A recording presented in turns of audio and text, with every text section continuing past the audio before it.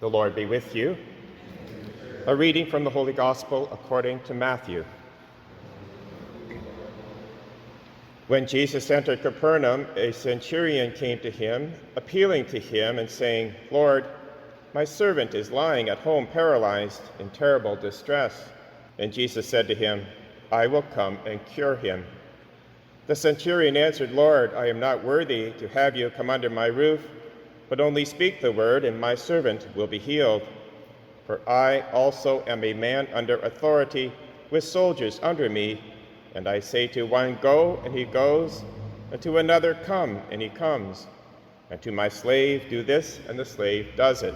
When Jesus heard him, he was amazed and said to those who followed him, "Truly I tell you, in no one in Israel have I found such faith. I tell you, many will come from east and west, and will eat with Abraham and Isaac and Jacob in the kingdom of heaven, while the heirs of the kingdom will be thrown into outer darkness, where there will be weeping and gnashing of teeth." And to the centurion Jesus said, "Go, let it be done for you according to your faith." And the servant was healed in that hour. When Jesus entered Peter's house, he saw his mother-in-law lying in bed with a fever. He touched her hand, and the fever left her, and she got up and began to serve. That evening they brought to Jesus many who were possessed with demons, and he cast out the spirits with a word and cured all who were sick. This was to fulfill what had been spoken through the prophet Isaiah. He took our infirmities and bore our diseases. The Gospel of the Lord. Two verses toward the end of today's Gospel tell us much about our Christian mission. The first verse, he touched her hand and the fever left her, and she got up and began to serve him. That's a reference to Jesus healing Peter's mother-in-law. And as soon as she is healed, she gets up and she serves the Lord. It's an example of what we should be always about, because we have been healed from original sin, for one thing, but from our actual sins. And as a result, we owe everything to God, and so should be willing to render him service and to his church as much as we can. The second verse goes even deeper. He took our infirmities and bore our diseases. We can ask ourselves, well, does our care extend beyond mere sympathy to embrace compassion and empathy? Do we weep with those who weep? Do we go out of our way to help those who are in need, even to the point of self-sacrifice? This is possible only when we identify ourselves with Christ crucified. That takes us back to our readings for the last few days. On Wednesday, we had that reading from Genesis chapter 15, where God ups the ante. He had promised Abraham in chapter 12 of Genesis that if Abraham followed him, he would make him a great nation, give him many descendants, and be a great blessing. Now in chapter 15, since Abraham is beginning to doubt because he doesn't have a child yet, God makes the promise a covenant. And it's a particular kind of covenant at that time called a covenant ceremony, a ratification ceremony, a cutting of the covenant. And if we read that chapter, what was normal in that day when two parties wanted to enter into a covenant, they would take animals, split them in two, divide the parts in a row, and then the two parties would go through the cut animals in the row, with the implication that if one party violated the covenant, what happened to the animals would happen to that party. What's interesting in the account, when God puts Abraham into a deep sleep, he's the one who goes through the cut animals in the form of a smoking fire pot and a flaming torch. That's a symbol of God, which means the covenant is one-sided, because God knows humanity will not keep their end of the bargain. And so to protect the covenant, God is willing to pay the penalty. Notice that the covenant is sealed in the blood of animals. That's a prefiguring of what Christ will do ultimately in the new covenant. We are about to share in it. Because of the Eucharist, we will take the blood of Christ into us, and it purifies and cleanses us, and it brings us eternal life. God ultimately will keep the covenant when Jesus goes to the cross. He sheds his blood at the Last Supper. The sacrament is instituted. Do this in memory of me.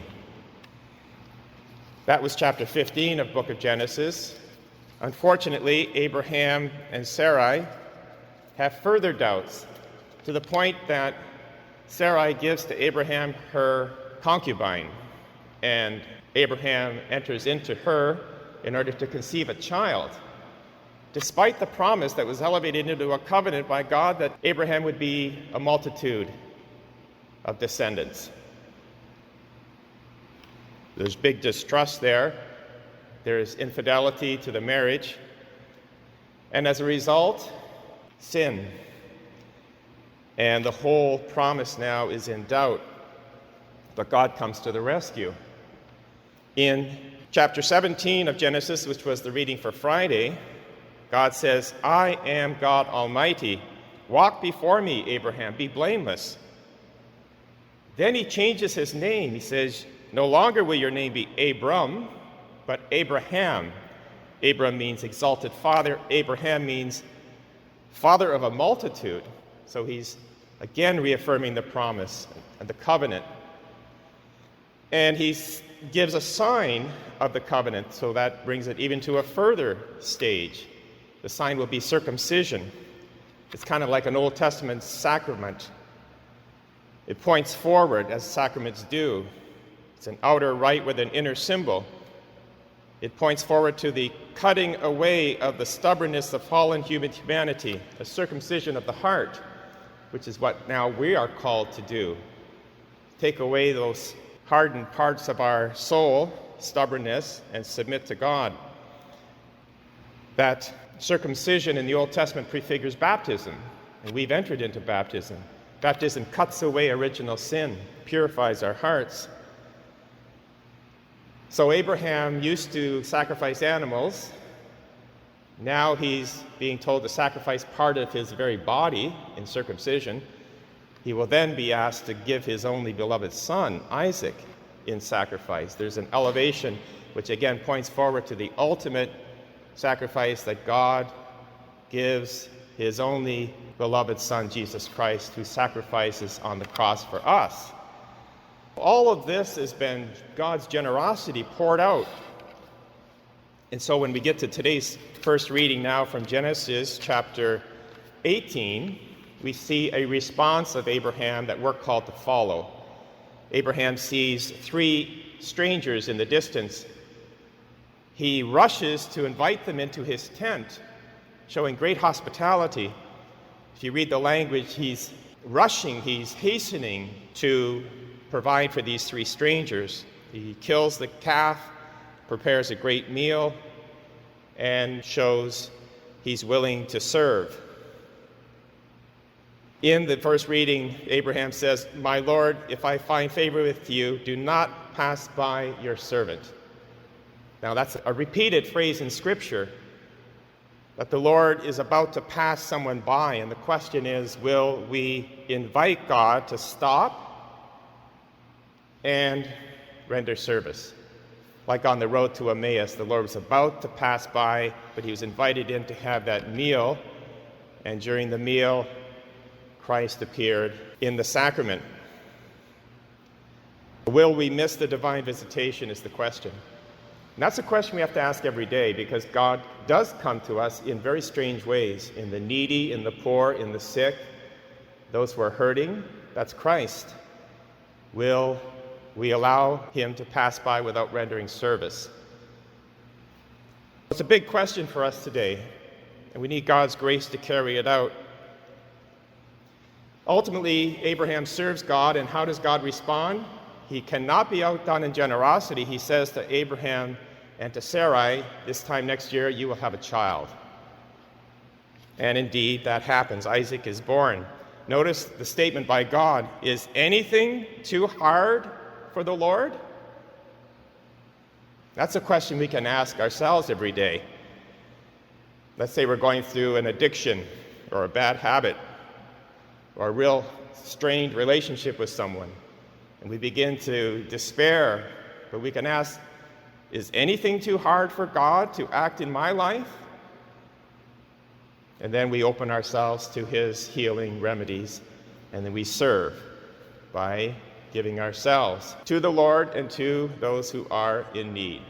So it's a great set of readings just these last few days. It culminates in our Christian mission today. And with many out there who are hurting, we are in a pandemic, we've got all kinds of issues going on in the world, but we're called to trust God, allow him to work in our lives, take in his blood, as we're doing today in the sacrament, and then say, is anything too hard for God? I will render him service in the sick and the poor and the needy, because I know when I do, I'm ministering to Christ. So with that, let us thank God. Let us stand and pray.